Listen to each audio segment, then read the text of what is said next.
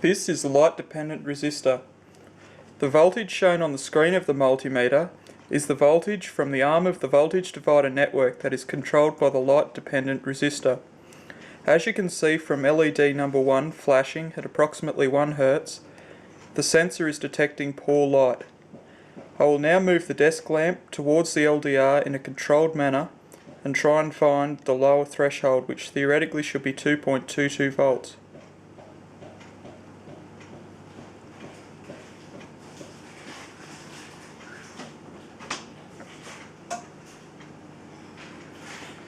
We have now passed the lower threshold and LED number 1 is constantly on, showing that we are now detecting medium light.